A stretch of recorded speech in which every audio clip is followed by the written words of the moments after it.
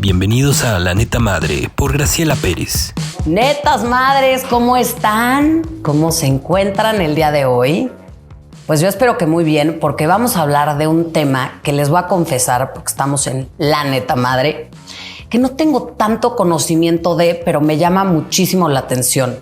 Y el tema va a ser las enfermedades mentales. Creo que hay un falso estigma alrededor de las enfermedades mentales, y es que se piensa que un enfermo mental es alguien malo o es alguien que no se va a poder curar o es alguien que quizás sí no se pueda curar la enfermedad, pero se puede controlar, ¿no? Hay varios falsos estigmas. En las películas vemos que siempre los asesinos seriales tienen un problema mental y entonces le tenemos mucho miedo a esa enfermedad, a estas enfermedades. El día de hoy nos acompaña una gran mujer y estoy muy contenta de presentarles, porque es médica ya se dice, ¿verdad? Y tiene una maestría en neurociencias y otra maestría también en neurociencias con trastornos del neurodesarrollo y autismo. Buenísimas. A ver, hermana, por favor, preséntate mejor que yo a ti, por favor. Pues como lo dijiste, primero que nada quería agradecerte por invitarme a tu espacio y bueno, y con tu auditorio, ¿verdad?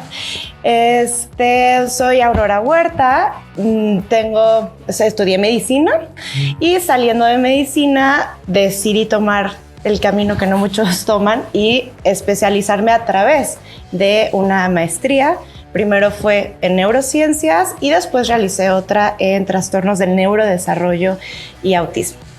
Específicamente las neurociencias tratan de explicar el comportamiento humano a través de la neurobiología, conexiones neuronales, las formas en las que nosotros actuamos, pensamos, dirigimos nuestro pensamiento. Sabemos ya que está todo aquí. Claro. No es algo que te venga de afuera, ¿no? Ya está algo en la mente, algo en el cerebro que está pasando, que se está cocinando, si lo quieres decir así, que nos hacen actuar de la forma en la que actuamos y pensamos. Claro, y la neurociencia entonces se rige por el sistema nervioso. Sí, el sistema nervioso en sí va a ser el cerebro, sistema nervioso central y toda la columna vertebral, bueno, la médula espinal, y el sistema nervioso periférico, que van a ser estas elongaciones o estas neuronas que salen de ahí mismo y van hacia los brazos, hacia las piernas, órganos, etc. Entonces, sistema nervioso, dos partes, principal o primario y secundario, pues todas estas cuestiones que te acabo de comentar. Ok, y entonces, por ejemplo, tú estudias o estudiaste la neurociencia para entender el comportamiento de las emociones de los seres humanos. O sea, con todo lo que me acabas de decir, al final a lo que te lleva la neurociencia es a conocer las emociones de los humanos.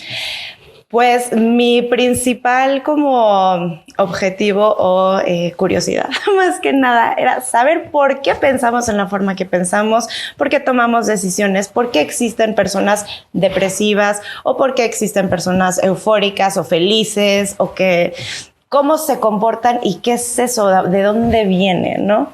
Entonces muchas personas piensan que tiene que ver mucho, pero por vivencias en la infancia y todo esto, pero al final de cuentas es algo que está pasando adentro de tu cerebro. Sí, las vivencias y traumas en la infancia y todo lo que tú quieras actúan de forma epigenética. ¿Esto qué quiere decir? Que un factor exógeno o externo va a detonar o va a prender ciertos genes que van a despertar las diferentes enfermedades. Ponle tú bipolaridad, depresión. O lo ¿Y esos genes los tenemos todas las personas? Todas las personas. Todos tenemos genes de bipolaridad, genes de... Hay algo que se llama herencia, o sea, tus papás si forman, si los dos tienen estos genes, los puedes pasar al hijo. Si nada más mamá lo tiene, hay menor predisposición, etc. Pero bueno, eso ya es otro camino. Pero sí, hay enfermedades que son heredables, que puedes detonar o presentar o exponerse si algo de afuera las prende o no. Claro, porque también está muy interesante porque creo que no conocemos todo nuestro árbol genealógico. Quizás alguien de nuestro árbol genealógico, muy, muy arriba, la 8ª generación, quizás, no sé si tu abuelita tenía bipolaridad, ¿no? O esquizofrenia. Y entonces, no sé qué tanto, o sea, llegue a influir en ti hoy por hoy, ¿no? Con un factor externo, como que tú tienes ahí el gen y ese factor externo te lo detona. Te lo detona. Pero, exacto. ¿cuántas generaciones tienes que sería bueno saber? O sea, para que igual nosotros, netas madres, preguntemos en nuestra casa a nuestros papás si hay alguien que haya padecido de una enfermedad mental para, pues nosotros, así como el cáncer, ¿no? Como el glaucoma, enfermedades que se heredan, que se pueden llegar a heredar, estaría muy bien preguntar ¿qué generaciones podrían, pues, afectarnos? Las más importantes en donde tenemos que indagar son papás y abuelos. Si nos vamos a bisabuelos, etcétera, se abre el árbol a muchísimas personas y va teniendo menos penetrancia ese gen. Entonces, si queremos ser así como directos y buscar cuentas claras rápido, es primero a papás y a papás de papás, o sea, abuelos. Ok. ¿Hay manera de evitar tener alguna enfermedad mental? O sea, con estas terapias de la neurociencia que nos comentas, ¿se puede? Así como tal, evitar una predisposición genética, a ver, trabajo en ciencia, me baso en papers, en cuestiones que están saliendo día a día o investigaciones que están saliendo día a día. Ahorita, a nivel genético, sí pudiera ir por ahí en forma experimental escoger el gen de tal y poderlo quitar, etcétera. No se hace ahorita en humanos ni nada. La tendencia es que se pueda en un futuro. Ok. ¿Tendrán que operarte? No, a nivel embrional, agarramos huevo, esperma, los juntamos, se genera un embrión y podemos escoger ahí el material genético y escoger... ¿Con un embrión así diminuto? No está formado ya el bebé ni nada, sino son en la primeritita etapa. Se puede o se pudiera o se piensa o se está estudiando para que se pueda quitar estas enfermedades. No es tan sencillo como lo comento, pero la tendencia es que en un futuro se pueda hacer. O sea, y aquí sería los padres que sepan que tienen una predisposición genética, que digan, voy a realizarme un in vitro, ¿no? Me supongo. Para que evitemos, si hay algún porcentaje de probabilidad de que mi hijo padezca, prefiero esta manipulación. ¡Qué interesante! Sí, te digo que no es algo que se esté haciendo en este momento, pero la tendencia es que vaya hacia ese camino. Ahorita lo que sí se puede hacer es un estudio genético de compatibilidad. Mamá, papá quieren planear tener un hijo, vamos al genetista, platican enfermedades genéticas de familiares, etcétera, o predisposición. Se habla de compatibilidad, se saca sangre, se estudia genéticamente al papá, se estudia genéticamente a la mamá y ven esta compatibilidad. Entonces, por eso también se dice que vamos a ser la generación más estudiada, más con tamices antes de tener un bebé y con una mejor desenlace, si queremos decirlo así, de un bebé más sano, etcétera. Entonces, estas herramientas ya se pueden empezar a utilizar como de tamizaje antes de planificación para tener un... ¡Qué interesante! ¿Sí? No, bueno, está increíble. Y entonces, ¿cómo procede un tratamiento de neurociencia? ¿Se le llaman tratamientos de neurociencia? Es de la forma en la que nosotros abordamos a los pacientes en las neurociencias clínicas, va a ser de la siguiente forma. No es una sustitución a la psiquiatría, a la neurología, ni mucho menos, sino es un camino u otro enfoque en la que podemos estudiar al cerebro humano. Entonces, por ejemplo, yo trabajo en una clínica en donde se hace un mapeo cerebral funcional. ¿Esto qué quiere decir? Que se ponen electrodos en la cabeza del paciente, Primero se toma un electro sin ningún estímulo y después se empieza a poner al paciente a realizar diferentes actividades o a recibir diferentes estímulos, como un estímulo lumínico o tareas de pon atención y pícale aquí cuando aparezca tal cosa. Entonces, de esta forma, despertamos las diferentes regiones de la corteza cerebral y circuitos neuronales y vemos si se prende en el tiempo estimado normal con un voltaje, que es lo que nos va a decir si estas neuronas están trabajando, son microvolts cuadrados, al momento que se le da el estímulo. Entonces podemos decir, sí, se prendió el lóbulo frontal cuando se le pidió al paciente que pusiera atención. Y nos habla de un rango de normalidad o no, dependiendo de cómo salga en estas pruebas.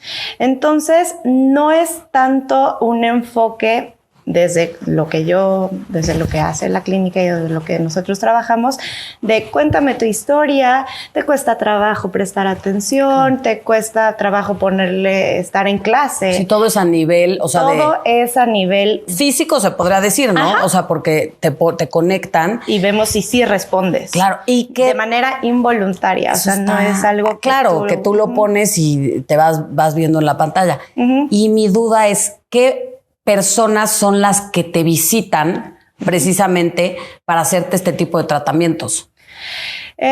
Son pacientes que antes o están llegando con un diagnóstico previo. Y buscan, si lo podemos poner así, una alternativa, ya que necesitan indagar más en su enfermedad, ¿no? Entonces, sí, la mayoría ya ha visitado a psiquiatras, a neurólogos, vienen con nosotros, quieren saber más qué está pasando y de manera tangible ver qué es lo que está pasando en su cerebro.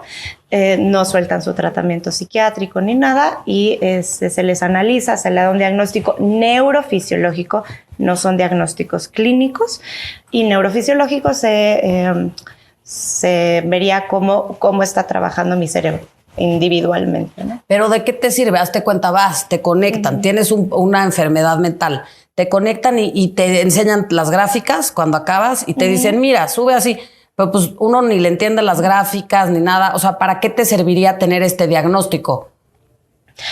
Pues hay muchas veces es la tranquilidad y quitar este peso de encima o esta mochila de piedras que traes acá, que es algo que yo puedo controlar, ¿no? O es algo que yo lo puedo cambiar. Como está en mi mente y mi mente yo la controlo, sí, pero no. Yo la controlo, etcétera. O mis impulsos, etcétera. A la forma o en la manera que ya lo puedo ver en gráficas que efectivamente algo está mal, algo no está trabajando bien, me doy cuenta de que no soy yo. Difícil como poner, no soy yo, pero sí soy yo. Pero cuando ya tienes un diagnóstico que te dicen, eres bipolar, ya sabes que no está trabajando bien tu mente. Sí, pero no lo estás viendo tangiblemente, ni mediblemente, ni nada. O sea, ahí sí puedes medir, oye, tienes tanto de bipolaridad, o sea, puedes medir, o estás en un nivel muy alto de bipolaridad, o uno medio, o uno bajo. No así, porque el trastorno bipolar es un diagnóstico clínico. Entonces, podemos ponerlo un poquito a un lado, pero lo que sí podemos hacer es tu respuesta en la amígdala cerebral, que es en donde se funcionan o donde nacen las emociones, se estimula esta región del cerebro y vemos cómo responde tu cerebro cuando se le muestran las emociones. Entonces, pacientes que llegan ya con un diagnóstico de bipolaridad, se hacen el estudio y vemos que hay un déficit de neurona controladora, neurona reguladora, vamos a ponerla así, se llama neurona GABAérgica en esta región del cerebro y hay voltajes súper altos, o sea, muchas neuronas trabajando sin control en esta región del cerebro. Entonces, sin decirlo directamente, indirectamente podemos decir que hay una relación, que pacientes que llegan con diagnóstico de trastorno bipolar tienen valores de voltaje excesivos o esta región del cerebro no está trabajando sin control. Ok, entonces, claro, te complementan tu diagnóstico. Uno, definitivamente, el tener como tú dices, algo tangible, visible, te ayuda. Sí, sí. Pero sí. eso sería una sesión. O tu misma terapia les ayuda a sanar o a mejorar eso, a mejorar su bipolaridad o esquizofrenia o enfermedad mental, o sea, o ansiedad o depresión, o sea, ayuda a estarte haciéndolo o nada más es ir una vez y ya. No, como te comento nuevamente, pacientes llegan ya con un diagnóstico y la mayoría ya llega con un tratamiento médico. Específicamente, pues, antipsicóticos o antidepresivos, etcétera. Lo siguen tomando. Si estos medicamentos, ¿qué van a hacer? Van a controlar a estas neuronas que están súper excitadas trabajando por medio de bloqueo de transmisión de señales, etcétera. Cada fármaco trabaja de diferente forma. Pero ¿qué es el enfoque que nosotros tenemos un poquito? Es a través de los nutracéuticos. Los nutracéuticos van a ser derivados de alimentos de origen animal o vegetal, que son proteínas de bajo peso molecular, la mayoría, algunos son otras cosas, y estas proteínas van a estimular las diferentes regiones de la corteza cerebral que encontramos deficientes en el estudio y estimular la generación de nuevas neuronas, nuevas conexiones neuronales, secreción de neurotransmisores, con lo que esperamos una estabilidad y una recuperación neurofuncional y por consiguiente clínica, ¿no? Ah, está muy bien. Entonces ustedes, con base en este diagnóstico, lo que hacen es dar unas pastillas, ¿no? Ajá. Bueno, nutracéuticos, es líquido, pero bueno. Sí,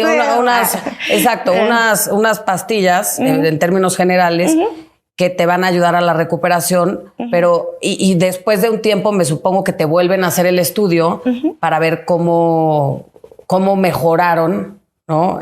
¿Sí? Sí, exactamente. Más o menos cada 4 meses regresan los pacientes y hacemos un comparativo de estudio inicial con estudios subsecuentes y vemos cómo a nivel de voltaje, a nivel de ondas, dependiendo de lo que estemos estudiando, va teniendo una recuperación neurofuncional. También se hace una pequeña entrevista clínica de, oye, ¿cómo te has sentido? No, pues ya duermo mejor, tengo mayor control. Ahora, sin dejar de tomar su tratamiento, y luego nos llegan y nos dicen, ay, no, pero mi psiquiatra ya me lo bajó la dosis. Qué maravilla. Entonces viene la pregunta del millón, hermana. ¿La neurociencia puede sanar las enfermedades mentales? ¿Las puede curar? Podemos entenderlas y podemos intentar mejorarlas. Sí, es la tendencia, es a lo que se espera, es a lo que se quiere llegar. Entonces, sabemos, ahorita no te puedo decir, es que sí, yo te puedo curar el trastorno bipolar o cosas de este estilo, porque todavía no se tiene la suficiente información. Es algo nuevo. Es algo nuevo, es algo que se está estudiando y es a lo que tenemos que llegar. Siempre la medicina está cambiando en todas las áreas, pero ahorita específicamente a nivel de cerebro, enfermedades mentales, psiquiatría, neurología, etcétera, es el boom. Claro. O sea, se está sabiendo cosas que antes no se sabían. A mí en la escuela, salí de la escuela hace 10 años aproximadamente, y a mí me enseñaron, las neuronas no se regeneran. O sea, te pegas en la cabeza, se mueren muchas neuronas y no hay poder humano que provoque que estas neuronas se regeneren. Tampoco no es tan fácil como, existe la regeneración neuronal.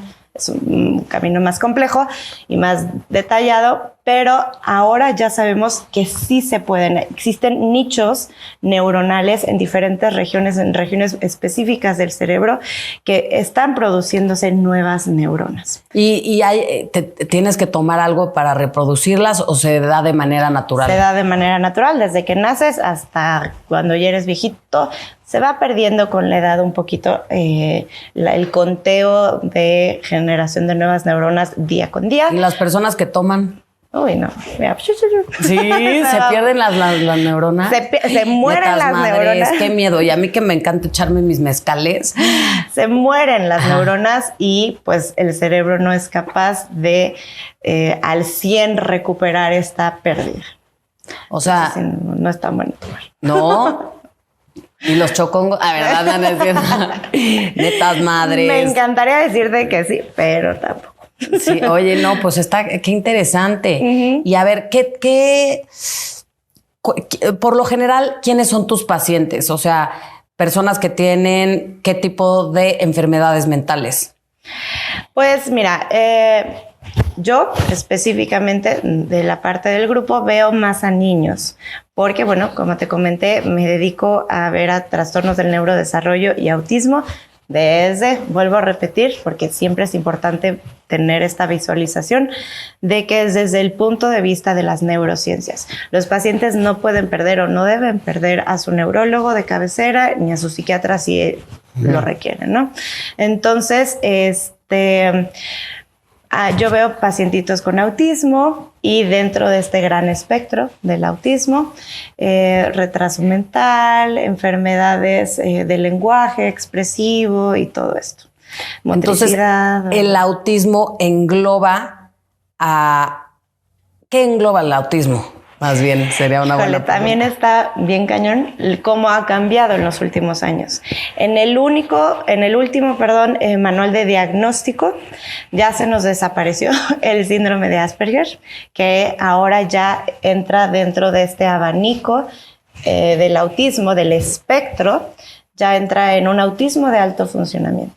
También la psicosis infantil ya no se diagnostica como psicosis infantil, sino ya entra dentro de este espectro. También el famoso trastorno generalizado del desarrollo. Muchos pacientes dirán, no, es que mi hijo no tiene autismo, tiene un trastorno generalizado del desarrollo. Sí, mana, pero sí. Ese diagnóstico ya está más viejito, ya estaba en otros libros, ahora en el libro actualizado está dentro de este abanico, ¿no? Entonces, si hablamos de autismo, tu hijo tiene autismo, es como decir tu hijo tiene gripa. Sí. Es algo que me gusta como referencia. Sí, tiene gripa. Y gripa significa que tiene moquitos, tosecita, ojito lloroso, etcétera. Son los síntomas. Pero esta gripa puede ser por virus, puede ser por bacterias, puede ser por alergia, claro, puede ser por X o Y, ¿no? Entonces, se estudia o se sabe, todavía está estudiándose, que son enfermedades con orígenes diferentes que nos llevan a síntomas parecidos. Okay. Entonces, está súper interesante porque, pues, esto sí está raro, en vez de irnos así enfocando al síndrome de Asperger, imagínate que lo descubriéramos, que es este gen lo que lo provoca, etcétera. Claro. Ahora ya no los quitaron, ya se abren más las posibilidades de que no se sabe mucho lo que está pasando. Pero lo que sí se sabe es que se estudia el cerebro de estos chaparritos y efectivamente hay una alteración. Su cerebrito no está funcionando de una manera adecuada. Entonces, no me gusta hablar de cerebros normales o personas normales porque no existen. Cada quien vamos a tener nuestros detallitos, pero sí se hace una promediación a lo que queremos llegar, ¿no? Claro. Entonces, a la hora de estudiarlos, vemos que efectivamente hay alteraciones. Hablando de alto funcionamiento, que solamente socialmente son inadecuados, aún así, se les estudia el cerebro y hay alteraciones, hasta los que están un poquito o son un grado de funcionalidad menos adecuada, que son dependientes de mamá, dependientes de papá o de un cuidador para bañarse, tomar decisiones, comer, etcétera. Igual, haces estudios en el cerebrito y ves estas alteraciones en menor medida que en este otro lado, pero también vemos. Entonces, es un poco ver si es una enfermedad o cómo lo categorizamos, ¿no? Si es una enfermedad, si es una condición o estas cosas que, o etiquetas socialmente correctas de decir cómo categorizamos a estos chiquitos, pero bueno, al final de cuentas ya sabemos que algo no está bien en el cerebro de ellos. Ok, ¿y por qué sería mejor alternativa hacerte la neurociencia que apegarte a la medicina tradicional en un futuro? O sea, hablas de que va avanzando la neurociencia, que se están haciendo estudios, pero ¿por qué sería una mejor alternativa que tomarte medicamentos con un psiquiatra? Pudiéramos, esta alternativa, pues es en la que yo estoy y es la mejor. Bien. No. Pero, por ejemplo, llegan pacientes con diagnóstico, uno fácil, déficit de atención, sí, ¿no? Entonces, hay pacientitos que llegan las mamás, no, es que ya le di cierto medicamento que sirve para mejorar estos síntomas. Sí. Pero a unos les funciona. Al momento ya están enfocados en la clase tomando notas. Pero a otro grande grupo llegan y nos dicen, no, se puso súper agresivo, está súper ansioso, ya no quiere comer, etc. Hacemos estudio en los dos, mismos síntomas. Hacemos estudio en los dos y vemos que unos tienen no se prende el lóbulo frontal cuando, o frontopolar cuando se les exige que hagan una tarea que requiera un proceso atentivo. Entonces se habla o se deduce que hay un hipodesarrollo de un circuito que va desde la base del cráneo, arribita del paladar. Tenemos ahí un nicho neuronal en donde estas neuronas secretan un neurotransmisor que es la dopamina. Y este circuito va a diferentes regiones del cerebro hasta llegar al frontopolar. Prende al frontopolar, entonces ya puedo ejercer atención, ¿no? El ejercicio de atención. Entonces dices, bueno, pues estos pacientes les va súper con estos medicamentos porque es un análogo de la dopamina por afuerita. Ay, tienes un gatito. ¿Qué tal? Un análogo de esta dopamina y prende al lóbulo frontal.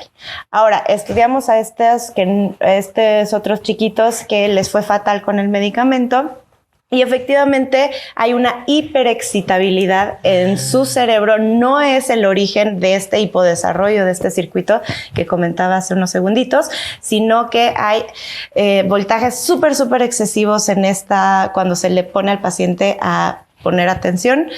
Y entonces nos habla de un control, que hay un déficit de neurona GABAérgica que controla este circuito y hace que funcione de una manera inadecuada. Entonces le damos más dopamina por afuera al cerebro del chaparro y pues detona en estas otras cosas, irritabilidad, bla, bla, bla, bla.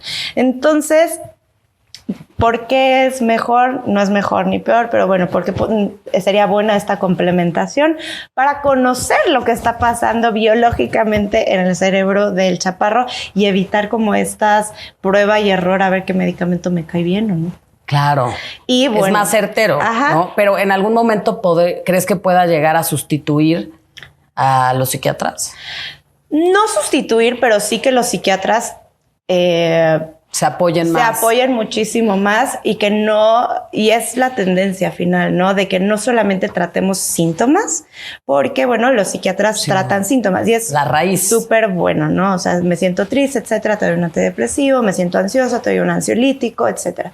Pero si podemos hacer una complementación de por qué me siento de esta forma si mi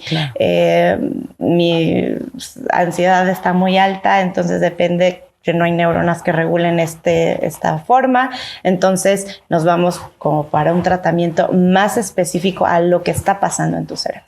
Claro, y ahorita este tratamiento podría estar al alcance de todos, o ahorita el tratamiento por ser nuevo tiene un costo alto. No es accesible para todos, si podemos decirlo así. Para la población mexicana no es accesible para todos. Estamos a niveles de protocolos de investigación, entonces sería muy aventurado decir cuánto cuesta. Claro.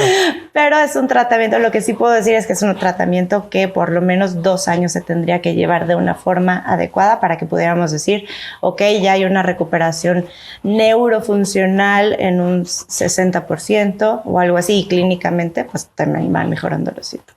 Claro, porque también lo que pienso, si es una máquina, ¿no? No sé cuánto cueste la máquina, pero valdría la pena que se explorara a nivel salud pública si estas máquinas pudieran ser parte de los hospitales que ya van a ser generales y no psiquiátricos únicamente, de acuerdo a la ley que salió el año pasado. Entonces, estaría bien si estas máquinas pudieran complementar también Claro. ¿no? El diagnóstico El screening, exacto, sí. de la gente en general, ¿no? No nada más de la gente que tiene un poder adquisitivo alto, sino de muchas otras personas. Es a lo que se quiere llegar. Entre más personas conozcan, estén informados, tengan educación de qué son las enfermedades mentales, conozcan también cómo está su cerebro, etcétera, podemos tener una mejor evolución. Por ejemplo, también llegan chavitos que en una parte de una prueba que se llama coherencia, llegan con valores elevados, baja fluctuación, bla, bla. Y sabemos que existe una tendencia para esquizofrenia con este tipo de resultados en estos cerebros, ¿no? Si tiene el chaparrín 12, 13 años, sí le podemos hacer la recomendación, evita estos detonantes que son la marihuana o las drogas, claro, ¿verdad? Porque se sabe también que este tipo de... Cuando tienes esta predisposición, claro, no es una causa directa, sino hay una predisposición antes. Si tenemos estos, marihuana en específico, puede ser un detonante para que evolucione a una esquizofrenia. Entonces, antes vemos este cerebro, antes de que aparezcan estos síntomas, vemos en este cerebro que existe esta peculiaridad en este estudio en específico y podemos hacer esta recomendación. Oye, tú tienes esto, podemos evitar estos detonantes y pues esperar que no aparezca. Y por ejemplo, una persona que no tiene ninguna enfermedad mental, ni genética, ni nada, que vaya nada más para saber si todo bien. ¿Ustedes han habido casos que van y les dicen no necesitas nada y todo está bien? Sí, como comento, no hay un cerebro sano, pero sí hay cerebros que se alcanzan a los parámetros normales, adecuados. Entonces, pues sí. Ahí no tiene que tomar tratamiento. Chata, estás bien. Estás libre, no tienes que comprar medicamentos ni nada. Oye, pues está muy bien para las mamás, igual con los niños chiquitos, no llevarlos. Oye, a ver, lo llevas y si te dicen que todo ok, pues ya, ¿no? Sí. Pero no lo vayamos a llevar, hermana, y ya ya sale con que ya tiene no sé qué. Pero también, sin saber qué es lo que está pasando y uno lo pudiera considerar normal, ¿no? De que, bueno, vamos a hacer el estudio, el screening y no sé qué. Y al final de cuentas te sale de que efectivamente en la flexibilidad mental, cuando se puede hacer esta prueba, estás bajito y luego empiezas a recapitular, ok, sí soy un poquito terca, sí mis ideas, no salgo de una idea, se me dificulta solucionar problemas, etcétera, y es donde dices, ok, sí, no estoy tan bien como yo pensaba, ¿no? Sí. Pero porque igual no y trabajas eso, ¿no? Ajá. O sea, si lo sabes, lo puedes llegar a trabajar hasta tú misma, ¿no? O sea, oye, si ya sé que soy así, igual y lo empiezo a trabajar con X o Y terapia, me funciona la yoga, etcétera, etcétera. Hermana linda, qué maravilla haberte tenido en La Neta Madre. Y para cerrar, me encantaría, antes de que tú des tu mensaje a toda la gente linda que nos está viendo de muchas partes de México, Madrid, Nueva York, Chile, Argentina, me gustaría preguntarte, ¿qué pasa si todo pasa en tu mente? ¿Qué pasa cuando existe esta parte de los ángeles o esta conexión con otras dimensiones? ¿Todo es parte de tu mente o sí existe? Híjole, es bien difícil esta pregunta, pero te puedo dar como ejemplos que están científicamente comprobados que sirven, ¿no? Entonces, siempre sé que soy una persona ansiosa, angustiada, con mucha preocupación y me dan ataques de pánico, etcétera. Y una recomendación es, sí, tómate tu tratamiento psiquiátrico, pero también ve a yoga. ¿Por qué el yoga me va a servir? ¿O qué es lo que va a hacer? El yoga, yo no lo practico, pero bueno, sé un poquito, tiene mucho que ver con la respiración. Entonces, si tú haces una respiración consciente, ¿qué es lo que va a pasar en tu cuerpo? Es esta respiración de respirar muy, muy profundo. ¿Qué es lo que va a hacer? Va a bajar el diafragma. El diafragma es un músculo que divide la caja torácica con la panza, todos los órganos de la panza, y va a bajar y va a estimular un nervio que se llama el nervio vago. El nervio vago como que lo va a aplastar, vamos a poner en palabras muy sencillas, lo va a aplastar, lo va a estimular y esto ¿qué va a hacer? Que baje directamente tu frecuencia cardíaca. Al bajar tu frecuencia cardíaca, entonces todas las catecolaminas, que son adrenalina, noradrenalina, que se están produciendo en este momento de estrés, de ansiedad, que tu mente le está mandando a tu cuerpo, prodúcelas porque estás en la guerra. Va a bajar y te vas a sentir mejor. Entonces, o también otro que está súper de moda, métete al hielo, a estos baños de hielo, que es... Se sabe que el hielo o las muy bajas temperaturas así de forma abrupta es el único estímulo que te va a elevar estos catecolaminas de una forma importante. Sí, el ejercicio, que las endorfinas y todo, sí, pero no tanto como el frío.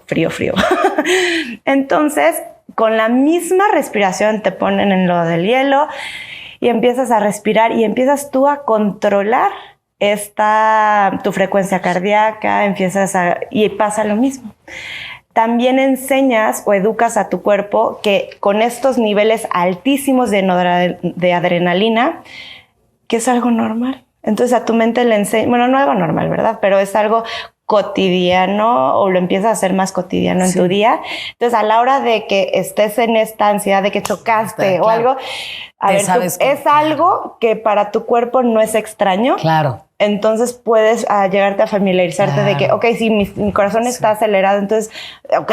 Sí, suena súper lógico lo que me dices, pero con todo esto, hermana, ¿qué nos quieres decir al final del día? O sea, ¿qué nos quieres decir? ¿Existen o no los ángeles? ¿Existen o no los aliens? ¿Existen o no los espíritus?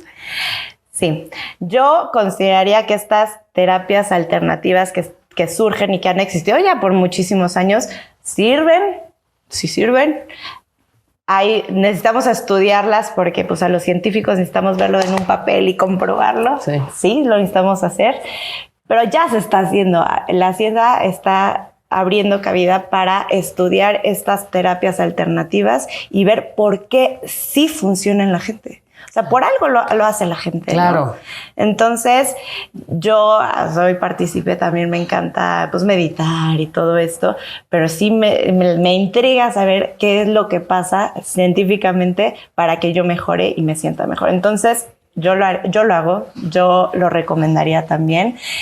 Si funciona, claro que funciona. Claro, si funciona para ti, o sea, aunque sean ángeles, tal. Pero mi duda es, ¿son producto de tu mente o existen? Esa es como mi duda. Yo puedo decir que está en ti y es producto de tu mente. Okay. O sea, está en ti. Sí. Por eso existe. Ajá, o sea, por eso existe. Existe porque es producto de tu mente y lo ves así y lo sientes porque pues, tu mente es todo, es tu universo. Exactamente, no hay nada de afuera, no necesitas algo de afuera, sino eres tú. Sí. Tú tienes toda la información, exacto, pero solo ocupamos un porcentaje muy chico de tu cerebro. Eso sí es mentira. No, ¿en serio? A ver. Esto de que el 10% del cerebro lo utilizas, ok, se conoce el 10% de tu o sea, se ha estudiado, es como el mar. Sabemos que está el mar y que siempre está trabajando, pero se conoce nada más la funcionalidad de eso. Pero esta idea de, ¿cómo se llama esta película? Lucy, que está, no me acuerdo quién es la estrella, pero de que empieza a utilizar todas las áreas de su cerebro y se vuelve la super máquina y no. Nosotros utilizamos, tu cerebro está funcionando siempre al 100%, pero no sabemos cómo trabaja. Eso es la diferencia. Nada más conocemos el 10% de cómo trabaja tu cerebro. El 10%, pero un porcentaje más reducido del 100%. Sí. Ok, qué interesante. Hermana, pues muchísimas gracias por haber estado aquí en La Neta Madre. Es un placer tener a mujeres brillantes como tú y me fascinaría que nos dieras un último mensaje de tu ronco pecho aquí para toda la gente que nos está viendo. A ver, hablando de las enfermedades mentales, creo que divagamos un poquito, pero hay mucha estigma de admitir que uno no se siente bien o que tiene o está pasando por un momento difícil. A ver, siempre hay que estar equilibrados, ¿no? Si perdimos a alguien o algo, es normal estar tristes, etcétera. Pero si ya pasa esta normalidad o esta estabilidad y ya está afectando mi día a día, algo podemos hacer. Entonces, sí, es como si tuviéramos diarrea, ¿no? Algo físico está pasando en mi cerebro que me hace presentar estos sentimientos o estos pensamientos o comportarme de la forma en la que me estoy comportando. Ya sabemos tangiblemente que tu forma de pensar o de expresarte o de sentirte está acá. Entonces, son enfermedades y pues no hay que tenerles miedo y hay que ir a acudir a que nos traten, a que nos analicen, conociendo ahora sí que la información es poder y es ganancia y quitarnos esta mochila de la espalda de que no eres tú, o bueno, sí eres tú, pero no voluntariamente te estás comportando de la forma que te estás comportando porque quieres, ¿no? Hay algo atrás. Netas madres, pues ya tienen la información. Si ustedes comienzan a sentirse raros, pero no raros un día, ¿no? Ya que llevan varios días sintiéndose extraños o muy tristes, con cambios de emociones, no duden de buscar alguna alternativa con algún psiquiatra o este tipo de tratamientos que al final del día son herramientas que te pueden hacer sentir mejor y sobre todo conocer qué es lo que está pasando dentro de ti. Netas madres, si quieren ver el video completo, ya saben, en YouTube, estamos en TikTok, Instagram. No olviden en suscribirse al canal y sobre todo compartir. Compartir porque si esta información no te hace ruido a ti, le puede hacer mucho ruido a la gente cercana a ti, a tus amigos, familiares. Y como decía aquí la hermana, la información es poder. Ya tienes el poder. Ahora, ¿qué vas a hacer con él? Suscribirte al canal. No te pierdas el próximo capítulo de La Neta Madre.